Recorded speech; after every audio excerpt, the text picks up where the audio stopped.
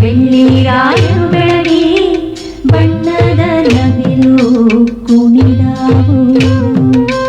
ತಂದನಾನ ತಾನ ತಂದನಾನ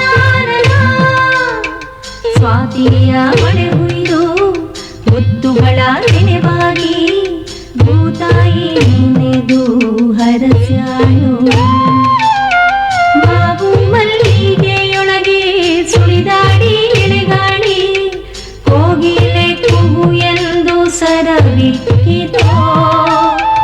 ಅರಸರ ಕಥೆಯಲ್ಲ ಗುರುಗಳ ಮತಿಯಲ್ಲ ಬಿತ್ತಿ ಬೆಳೆದವರ ಪಾಡು ಹಾಡಾಯಿತೋ. ಭೇದವ ವಾದವ ಕಾಣದ ಜನರು ಓದನು ಅರಿಯದೆ ಗಾದೆ ಕಟ್ಟಿದರು.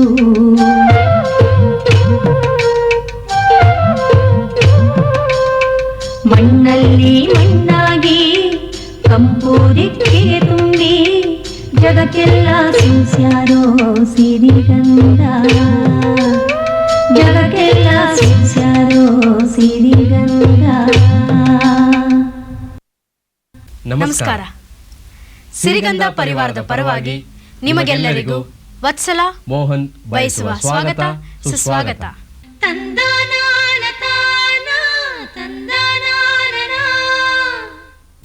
ಆಧುನಿಕತೆ ತನ್ನ ಪ್ರಭಾವವನ್ನು ಬಲವಾಗಿ ಬೀಸುತ್ತಿರುವ ಈ ಕಾಲದಲ್ಲಿ ಜನಪದ ಕಲೆಗಳ ಪ್ರದರ್ಶನ, ಜನಪದ ಕಲಾವಿದರಿಗೆ ಮನ್ನಣೆ, ಗೌರವ ಕನಸಿನ ಮಾತು. ಈ ದಿಸೆಯಲ್ಲಿ ನಾಗಮಂಗಲ ತಾಲೂಕಿನ ಆದಿಚುಂಚನಗಿರಿ ಮಹಾಸಂಸ್ಥಾನ ವರ್ಷಕ್ಕೊಮ್ಮೆ ನಡೆಸುವ ಜಾನಪದ ಗೀತ ಗಾಯನ ಮೇಳ ನಿಜಕ್ಕೂ ಅಪೂರ್ವವಾದದ್ದು. ಈ ಮೇಳದ ಹಿಂದಿನ ಪೂರಕ ಶಕ್ತಿ ಆದಿಚುಂಚನಗಿರಿ ಮಠಾಧೀಶರಾದ ಶ್ರೀ ಶ್ರೀ ಶ್ರೀ ಬಾಲಗಂಗಾಧರನಾಥ ಸ್ವಾಮಿಗಳವರು. ಜನಪದ ಕಲೆಯನ್ನು ಉಳಿಸಿ ಬೆಳೆಸಿ ಸಂರಕ್ಷಿಸುವ ದಿಸೆಯಲ್ಲಿ ಅಪಾರ ಆಸಕ್ತಿಯನ್ನು ಹೊಂದಿರುವ ಶ್ರೀ ಶ್ರೀ ಶ್ರೀ ಬಾಲಗಂಗಾಧರನಾಥ ಸ್ವಾಮಿಯವರ ಜನಪದರ ಬಗೆಗಿನ ಕಳಕಳಿಯನ್ನು ತಿಳಿದುಕೊಳ್ಳೋಣವಾ? ಭೈರವೇಶ್ವರ ಜನಪದ ಮೇಳ ಸುಮಾರು 12 ವರ್ಷ ಯಶಸ್ವಿಯಾಗಿ ನಡೆದು ಈಗ 13ನೇ ವರ್ಷಕ್ಕೆ ಕಾಲಿಟ್ಟಿದೆ. ಇದು ಗ್ರಾಮಾಂತರ ಪ್ರದೇಶದಲ್ಲಿರ್ತಕ್ಕಂಥ ಮುಗ್ಧ ಜನತೆಯ ಒಂದು ಸಾಹಿತ್ಯ.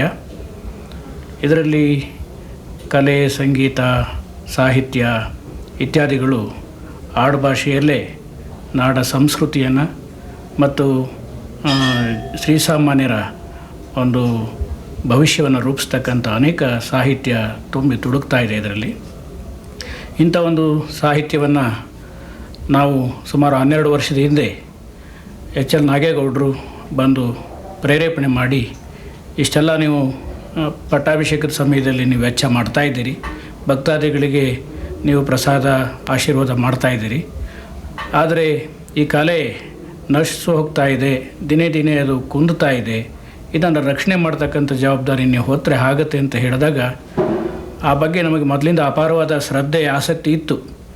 ಆದರೂ ಪ್ರೇರೇಪಣೆ ಮಾಡ್ತಕ್ಕಂಥವ್ರೊಬ್ರು ಇಲ್ಲದೇ ಇಷ್ಟು ದಿವಸ ಅದು ಮುಂದುವರ್ಕೊಂಡು ಬಂತು. ಅದನ್ನು ನಾಗೇಗೌಡರು ಈ ಒಂದು ವಿಚಾರನ ನಮ್ಮ ಗಮನಕ್ಕೆ ತಂದಾಗ ನಮಗೆ ಬಹಳ ಸಂತೋಷ ಆಯಿತು. ಆಗ ಸುಮಾರು 300-400 ಜನ ಮಾತ್ರ ಈ ಒಂದು ಕಲಾಗಾರರು ಬರ್ತಾಯಿದ್ದರು. ಆದರೆ ಇವತ್ತು ಸುಮಾರು 5-6 ಸಾವಿರಕ್ಕೆ ಮುಟ್ಟಿದೆ. ಅವರಲ್ಲಿರ್ತಕ್ಕಂಥ ಶ್ರದ್ಧೆ, ಅವರದ್ದೇ ಇರ್ತಕ್ಕಂಥ ಒಂದು ಭಕ್ತಿ ಜೊತೆಗೆ ಭಗವಂತನ ಸನ್ನಿಧಿಯೊಳಗೆ, ಗುರುಗಳ ಸನ್ನಿಧಿಯಲ್ಲಿ ಮತ್ತು ದೊಡ್ಡ ದೊಡ್ಡ ವಿದ್ವಾಂಸರುಗಳ ಮುಂದೆ ನಿಂತು ಹಾಡುವಂಥ ಶಕ್ತಿಯನ್ನು ಅವರು ಪಡ್ಕೊಂಡ್ರು. ಮೊದಲು ಸಂಕೋಚ ಪಡ್ತಾ ಇದ್ದಂಥ ಜನ ಇವತ್ತು ಬಹಿರಂಗವಾಗಿ ಇದು ಒಂದು ದೊಡ್ಡ ಕಲೆ, ಇದು ನಾಡಿಗೆ ಬೇಕು, ದೇಶಕ್ಕೆ ಬೇಕು, ಮನುಷ್ಯ ಬರುಜೀವನಕ್ಕೆ ಬೇಕು, ಇದರಲ್ಲಿ ಅಪಾರವಾಗಿರ್ತಕ್ಕಂಥ ಸಂಸ್ಕೃತಿ ಸಂಪತ್ತು ಅಡಗಿದೆ ಅಂತಕ್ಕಂಥದ್ದು ಅವರ ಮನಸ್ಸಿನಲ್ಲೂ ಬಂತು. ಆ ದೃಷ್ಟಿಯಿಂದ ಏನು ಮೂಲೆ ಗುಂಪಾಗ್ತಾ ಇದ್ದಂಥ ಒಂದು ಸಂಸ್ಕೃತಿಯನ್ನು, ಆ ಜನಪದ ಕಲೆಯನ್ನು, ಆ ಸಂಗೀತ, ನಾಟ್ಯ, ಆ ನೃತ್ಯ, ಕುಣಿತ, ಹಾಡುಗಳು ಇದನ್ನೆಲ್ಲ ನೋಡ್ತಾ ಇದ್ದಾಗ ಲೋಕವನ್ನು ಮರಿತಾ ಇರತಕ್ಕಂಥ ಪರಿಸ್ಥಿತಿ ಆಗ್ತದೆ. ಅವರು ಹಾಡ್ತಕ್ಕಂಥ ಸಂದರ್ಭದಲ್ಲಿ 5-6 ಸಾವಿರ ಜನ ಬಂದು ಈ ಕ್ಷೇತ್ರದಲ್ಲಿ ಇದ್ದುಕೊಂಡು, ಆ ಹಳ್ಳಿನಲ್ಲಿ ಇದ್ದುಕೊಂಡು, ಆ ಬಯಲಿನಲ್ಲಿ ಇದ್ದುಕೊಂಡು ಅವರು ಒಬ್ಬರು ಹಾಡ್ತಾ ಇರ್ತಕ್ಕಂಥದ್ದನ್ನು ನೋಡಿ ಮತ್ತೊಬ್ಬರು ಪ್ರೇರಿತರಾಗಿ ಅವ್ರನ್ನ ಸಮಾಧಾನ ಮಾಡೋದೇ ಒಂದು ದೊಡ್ಡ ಕೆಲಸ ಆಗಿರುವಂಥದ್ದು. ಆದ್ದರಿಂದ ತಾವು ತುಂಬಿಕೊಂಡು ಬಂದಿರತಕ್ಕಂಥ, ತಾವು ಸಂಪಾದನೆ ಮಾಡಿಕೊಂಡಿರ್ತಕ್ಕಂಥ ಆ ಸಂಪತ್ತನ್ನು ಲೀಲಾಜಾಲವಾಗಿ, ಸಂತೋಷವಾಗಿ, ಆನಂದದಲ್ಲಿ ಎಲ್ಲರ ಜೊತೆಯಲ್ಲಿ ಹಂಚಿಕೊಳ್ತಕ್ಕಂಥ ಭಾವನೆ ನಮಗೆ ಒಂದು ರೀತಿ ರೋಮಾಂಚನಕಾರಿಯಾಗಿರ್ತಕ್ಕಂಥ ವಿಚಾರ ಆಗಿದೆ. ಆದ್ದರಿಂದ ಈ ಸಂಪತ್ತು ಉಳಿಬೇಕು ಹಾಗೂ ಬೆಳಿಬೇಕು. ಇದರಿಂದ ಲೋಕ ಕಲ್ಯಾಣಕ್ಕೆ, ಧಾರ್ಮಿಕ ಒಂದು ಪ್ರಚಾರಕ್ಕೆ ಹಾಗೂ ಧಾರ್ಮಿಕ ಮೌಲ್ಯವನ್ನು ಎಲ್ಲ ಜನಮನದಲ್ಲಿ ಉಳಿಸೋದಕ್ಕೆ ಇದೊಂದು ದೊಡ್ಡ ಸಾಧನೆ ಆಗಿದೆ ಅಂತಕ್ಕಂಥ ಭಾವನೆ ನಮಗೆ ಇವತ್ತು ಬಂದಿದೆ.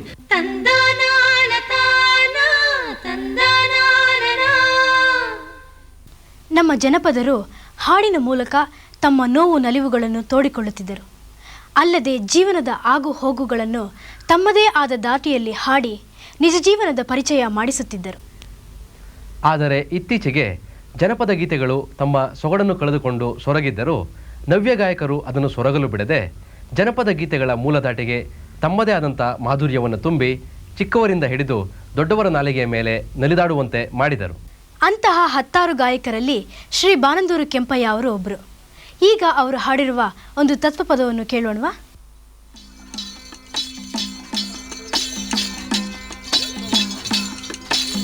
ತನುವಿನೊಳಗನು ದಿನವಿದ್ದೋ ಎಲ್ಲ ಮನ ಕೊಂಡು ಮಾತ ಹೇಳದೆ ಹೋದೆ ಹಂಸ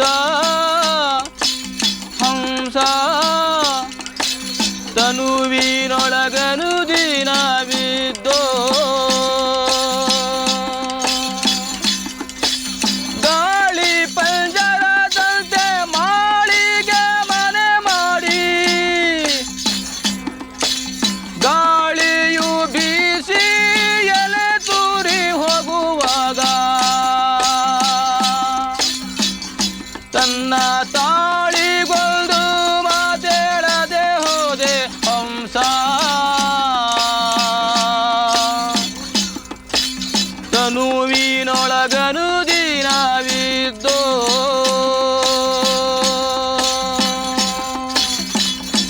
ಎಲ್ಲ ಮನ ಕೊಂಡು ಮಾತ ಹೇಳದೆ ಹೋದೆ ಹಂಸ ತನುವಿನೊಳಗನು ದಿನವಿದ್ದೋ ಅಡ್ಡ ಗೊಡ್ಡರಳ್ಯ ಇಟ್ಟೆಡೆ ಮೆಳೆಯೋಳು ಇಟ್ಟೆಡೆ ಮೆಳೆಯೋಳು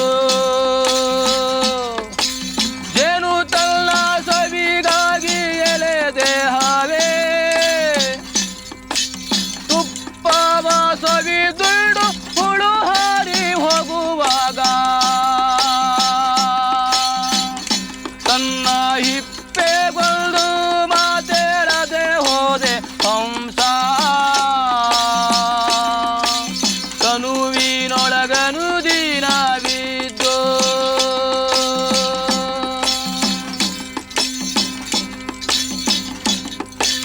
ಕಾರೆಂಬ ಕತ್ತಲಲ್ಲಿ ಜೋರೆಂಬ ಮಳೆ ಸುರಿದೋ ಜೋರೆಂಬ ಮಳೆ ಸುರಿದೋ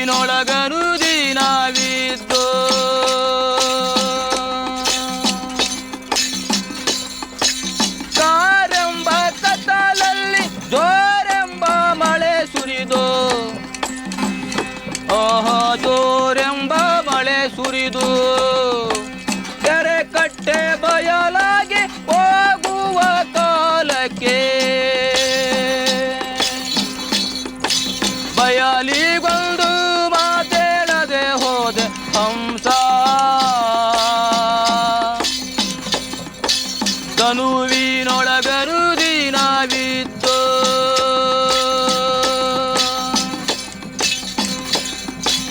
ಅಂದದ ಕಾಲಕ್ಕೆ ಚಂದದ ಕಾಲಕ್ಕೆ ಓಹೋ ಚಂದದ ಕಾಲಕ್ಕೆ ಪಕ್ಷಿ ಮಾಡಿತು ಮರಿಗಳ ಸುಖದಲ್ಲೇ ಆಹಾ ಸುಖದಲ್ಲಿ ಪಕ್ಷಿಗೆ ಸಾವು ಬಂದು ಪ್ರಾಣ ಪಕ್ಷರಿ ಹೋಗುವಾಗ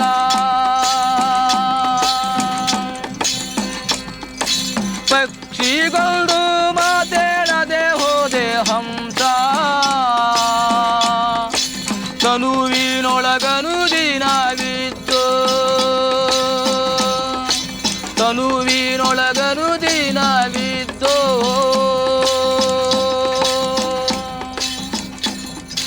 ತಂದನಾನ ತಾನ ತಂದನಾನನ.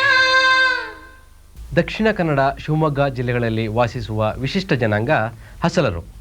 ಮೂಲತಃ ಅಲೆಮಾರಿಗಳಾಗಿದ್ದ ಇವರು ನಂತರ ಜೀತದಾಳುಗಳಾಗಿ ಹುಟ್ಟಾಳುಗಳಾದರು. ಇವರ ಕಸಬೇನು ಗೊತ್ತೇ? ಅಡಿಕೆ ಗೊನೆಯನ್ನು ಕೊಯ್ಯುವುದು. ಇವರು ಬಿಲ್ಲು ಬಾಣ ಹಿಡಿದು ಸಂಚರಿಸುವುದರಿಂದ ಬಿಲ್ಲಕ್ಷತ್ರಿಯರು ಎಂದು ಅವರ ಹೇಳಿಕೆ.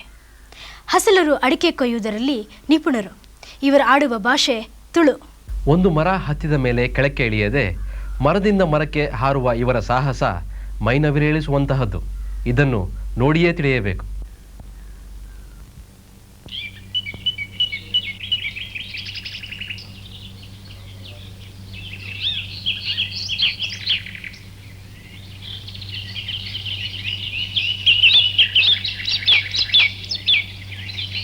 ಶಿವಮೊಗ್ಗ, ಉತ್ತರ ಕನ್ನಡ ಮತ್ತು ದಕ್ಷಿಣ ಕನ್ನಡ ಜಿಲ್ಲೆಗಳ ಅಡಿಕೆ ತೋಟಗಳಲ್ಲಿ ಕೂಲಿಕಾರರಾಗಿ ಜೀವನ ಸಾಗಿಸುತ್ತಿರುವ ಹಸಲರು ಕರ್ನಾಟಕದ ಆದಿವಾಸಿಗಳಲ್ಲಿ ಪ್ರಮುಖರು. ಮೂಲತಃ ಬೇಟೆಗಾರರಾಗಿದ್ದ ಇವರು ಕಾಲಾನಂತರ ಬೇಟೆಯಿಂದ ಬೇಸಾಯಕ್ಕೆ ಮಾರ್ಪಾಡಾದವರು. ಶ್ರಮಜೀವಿಗಳಾದ ಈ ಹಸಲರನ್ನು ಕರ್ನಾಟಕ ಜಾನಪದ ಪರಿಷತ್ತಿನ ಅಧ್ಯಕ್ಷರಾದ ಶ್ರೀ ಎಚ್.ಎಲ್. ನಾಗೇಗೌಡರು ಸಂದರ್ಶಿಸಿದಾಗ, ಯಾವ ಕಡೆಯವ್ರು ನೀವು? ನಮ್ಮದು ಹುಟ್ಟ ಊರು ಹೊನ್ನಾವರ ತಾಲೂಕು. ನಂತರ ತಂದೆ ತಾಯಿ ಕಾಲಗತಿಯಿಂದ ಈ ಊರಿನಲ್ಲಿ ಬಂದೆ, ಸಾಗರ ತಾಲೂಕಿಗೆ. ಇದೇ ಹುಟ್ಟೂರು ನಮ್ಮದು, ನನ್ನ ಸ್ವಂತ ಊರು. ಅಂದರೆ ಅಪ್ಪ ಅಮ್ಮ ಊರು ಅಲ್ಲಿ ಜಮೀನು ಮನೆ ಏನಿಲ್ಲ. ನನಗೆ ವಿದ್ಯಾಭ್ಯಾಸ ಓದಿಸ್ಲಿಕ್ಕಂತೂ ತಂದೆ ತಾಯಿ ಹತ್ರ ಆಗಲಿಲ್ಲ ಆ ಕಾಲದಲ್ಲಿ. ನನ್ನ ಜೀವನ ಅಂತ ಮಾಡ್ಬೇಕಲ್ರಿ, ಅದಕ್ಕೋಸ್ಕರ ಈ ಅಡಿಕೆ ತೋಟದಲ್ಲಿ ಸಣ್ಣಿಂದ ಇದು ಅಭ್ಯಾಸ ಮಾಡ್ಕೊತಾ ಈ ಕೊನೆ ಕೊಯ್ಯೋದು. ಆಮೇಲೆ ಹೆಂಗಿದ್ದೆ ಈ ಬ್ರಾಹ್ಮಣರ ಮನೇಲಿ ಹೋಗಿ ಏನಾದ್ರು ಕೆಲಸಗಳು ಮಾಡೋದು, ಕೂಡಿ ಕಟ್ಟು ತಂದು ಜೀವನ ಮಾಡ್ಕೊಳ್ಳೋದು. ಫಸ್ಟ್ ಹೋಗಿ ಮತ್ತು ಇನ್ನೇನೋ ಜಮೀನಿಲ್ಲ, ಮನೆ ಇಲ್ಲ, ಮತ್ತು ಯಾವ ವಾಸ್ತಿ ಅಂತೂ ಸಹ ಇಲ್ಲ. ಇದರಲ್ಲೇ ಹೆಚ್ಚಿಗೆ ದುಡಿಮೆ ಅಂತಂದ್ರೆ ಇದರಲ್ಲೇ ನಾವು ಮಾಡ್ಕೊಳ್ಳೋದು.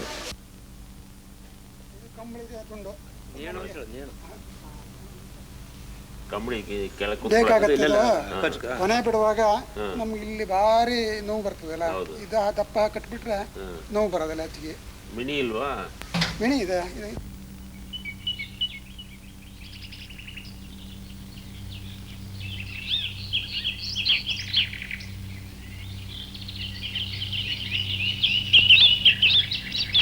ಯಾವುದೇ ಆಧುನಿಕ ಸಾಧನಗಳ ಸಹಾಯವಿಲ್ಲದೆ ಮರ ಹತ್ತಿ ಅಡಿಕೆ ಕೊಯ್ಯಲು ಉಪಯೋಗಿಸುವ ಹಲವಾರು ಬಗೆಯ ಮರದ ಪರಿಕರಗಳು.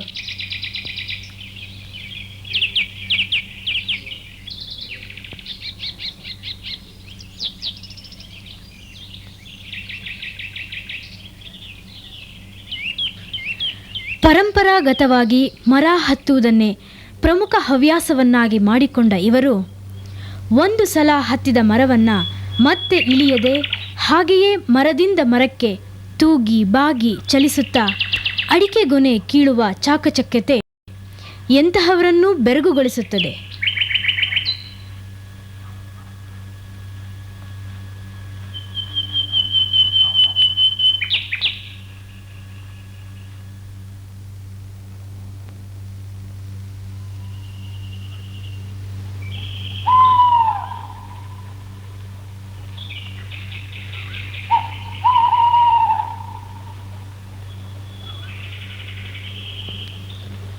ಕೊಯ್ದ ಅಡಿಕೆ ಗೊನೆಗಳನ್ನು ಮರಕ್ಕೆ ಕಟ್ಟಿದ ಹಗ್ಗಗಳ ಮೇಲೆ ಜಾರಿಸುವ ರೀತಿಯಂತೂ ಕುತೂಹಲ.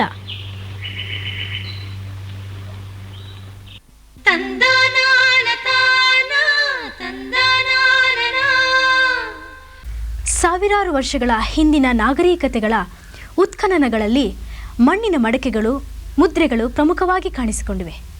ಕುಂಬಾರಿಕೆ ಅತ್ಯಂತ ಪ್ರಾಚೀನವಾದ ಕಲೆ. ಮಡಿಕೆಯನ್ನು ಮಾಡುವ ಕುಂಬಾರ ನಮ್ಮ ಗ್ರಾಮೀಣ ಬದುಕಿಗೆ ಅತ್ಯಂತ ಆಸ್ತನಾಗಿದ್ದ ಕುಶಲಿಗ. ಕುಂಬಾರರಿಗೆ ಕೆಲವು ಕಡೆ ಕುಲಾಲರೆಂಬ ಹೆಸರಿದೆ. ಅವರು ಶೂದ್ರರೆಂದು ಪರಿಗಣಿತರಾಗಿದ್ದರೂ ತಮ್ಮದು ಅಶುದ್ಧ ಬ್ರಾಹ್ಮಣ ವಂಶವೆಂದು ನಂಬುವರು. ಕುಂಬಾರರಲ್ಲಿ ಉತ್ತರ ದಕ್ಷಿಣ ಎಂಬ ಭೇದವಿದ್ದು, ಉತ್ತರದವರಲ್ಲಿ ಮಣ್ಣಿನ ಚಕ್ರ ಹಾಗೂ ದಕ್ಷಿಣದವರಲ್ಲಿ ಮರದ ಚಕ್ರದ ಬಳಕೆ ಇದೆ.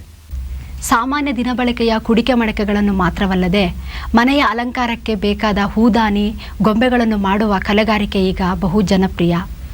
ಟೆರಾಕೋಟಾ ಎಂಬ ಕಲೆ ತುಂಬ ನಾಜೂಕಾದ ಮತ್ತು ಆಕರ್ಷಕವಾದ ಕಲೆ. ಮಣ್ಣಿನಿಂದ ಕಲಾಕೃತಿಗಳನ್ನು ತಯಾರಿಸಿ ನಂತರ ಬೆಂಕಿಯಲ್ಲಿ ಸುಟ್ಟು ಅವುಗಳನ್ನು ಹೆಚ್ಚು ಕಾಲ ಬಾಳಿಕೆ ಬರುವಂತೆ ಮಾಡುವ ಈ ಕಲೆ ಅನೇಕ ಪ್ರಸಿದ್ಧ ಕಲಾವಿದರನ್ನು ಆಕರ್ಷಿಸಿದೆ. ಕೆಲವರಿಗೆ ಇದು ಕುಲ ಪರಂಪರೆಯಿಂದ ಬಂದ ಕುಲಕಸುಬು ಹೌದು. ಈಗ ಈ ಟೆರಾಕೋಟಾ ಕಲೆಯ ಬಗ್ಗೆ ವಿವರವಾಗಿ ತಿಳಿದುಕೊಳ್ಳೋಣ.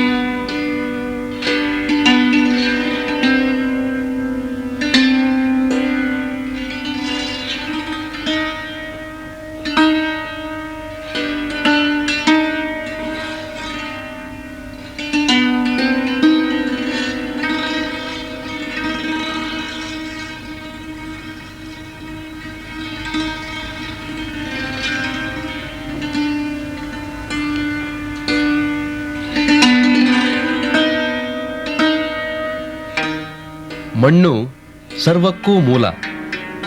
ಮಣ್ಣಿನಲ್ಲಿ ಹುಟ್ಟಿ ಮಣ್ಣಿನಲ್ಲಿ ಬೆಳೆದು ಮತ್ತೆ ಮಣ್ಣು ಸೇರುವ ಮನುಷ್ಯ ಜೀವನವನ್ನು ಸಾಂಕೇತಿಸುವಂತೆ ಇಲ್ಲಿನ ಕಲಾವಿದರು ಮಣ್ಣಿಗೆ ಜೀವ ತುಂಬುತ್ತಾರೆ. ಮಣ್ಣನ್ನು ನಾನಾ ವಿಧದಲ್ಲಿ ಹದಗೊಳಿಸಿ ಅತ್ಯಂತ ಮೃದುಗೊಳಿಸಿ ತಮ್ಮ ಕಲ್ಪನೆಗೆ ತಕ್ಕ ಎರಕಕ್ಕೆ ಒಗ್ಗುವಂತೆ ಸಜ್ಜುಗೊಳಿಸುತ್ತಾರೆ.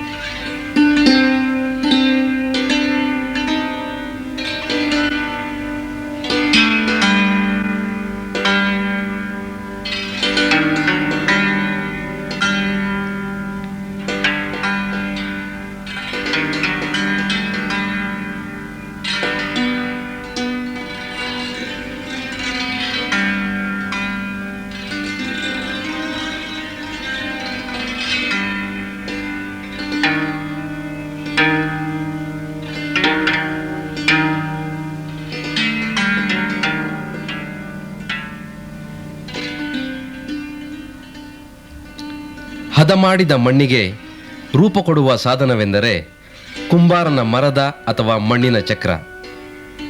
ತಿರುಗುವ ಚಕ್ರದ ಮೇಲಿರುವ ಹದಗೊಂಡ ಮಣ್ಣಿಗೆ ಕಲಾವಿದನ ಕೈ ರೂಪ ಕೊಡುತ್ತಾ ಹೋಗುತ್ತದೆ.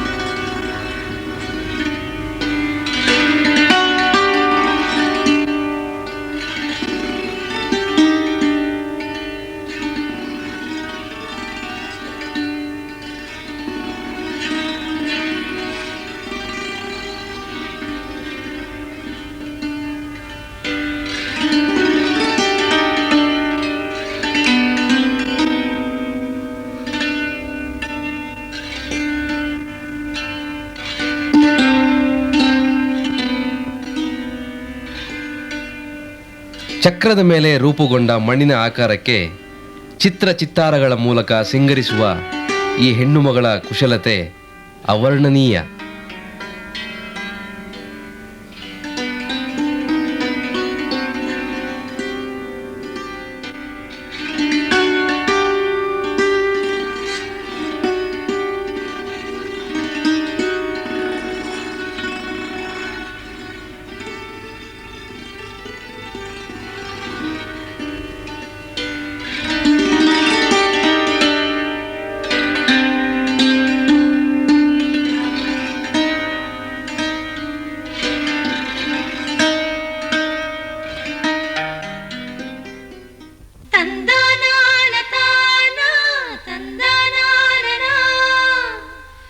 ವಾರದಿಂದ ವಾರಕ್ಕೆ ಕರ್ನಾಟಕದ ಜಾನಪದ ಸಂಪತ್ತನ್ನು ಪರಿಚಯಿಸುವ ಸಿರಿಗಂಧದಲ್ಲಿ ಮತ್ತೆ ಮುಂದಿನ ವಾರ ನಾವು ನೀವು.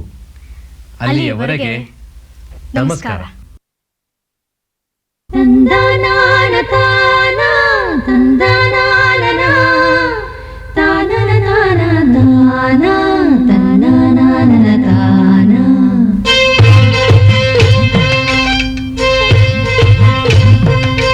ಕರುನಾಡ ಮೂಡಲಲಿ ಬೆಳ್ಳಿರಾಯರು ಬೆಳಗಿ ಬಣ್ಣದ ನವಿಲು ಕುಣಿದಾವು. ತಂದನಾನ ತಾನ ತಂದನಾನ ಸ್ವಾತಿಯ ಮಳೆ ಹುಯ್ದು ಮುತ್ತುಗಳ ತೆನೆಬಾಗಿ ಭೂತಾಯಿ ನೆನೆದು ಹರಸ್ಯಾಳು. ಮಾವು ಮಲ್ಲಿಗೆಯೊಳಗೆ ಸುಳಿದಾಡಿ ಎಳೆಗಾಳಿ ಕೋಗಿಲೆ ಕುಹು ಎಂದು ಸರಬಿಕ್ಕಿತೋ. ಅರಸರ ಕಥೆಯಲ್ಲ ಗುರುಗಳ ಮತಿಯಲ್ಲ ಬಿತ್ತಿ ಬೆಳೆದವರ ಪಾಡು ಹಾಡಾಯಿತೋ. ವೇದವಾದವ ಕಾಣದ ಜನರು ಓದನು ಅರಿಯದೆ ಗಾದೆ ಕಟ್ಟಿದರು.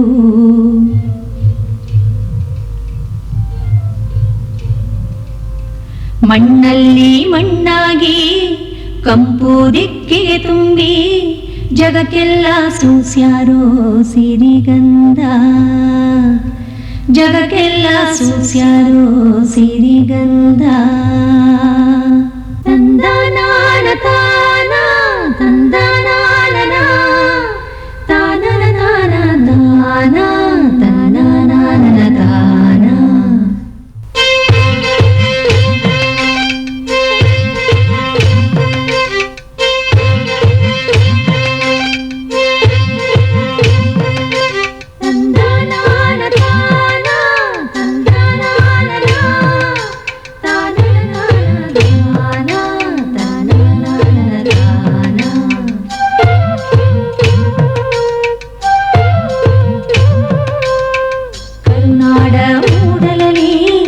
ಬೆಳ್ಳಿರಾಯರು ಬೆಳಗಿ ಬಣ್ಣದ ನವಿಲು ಕುಣಿ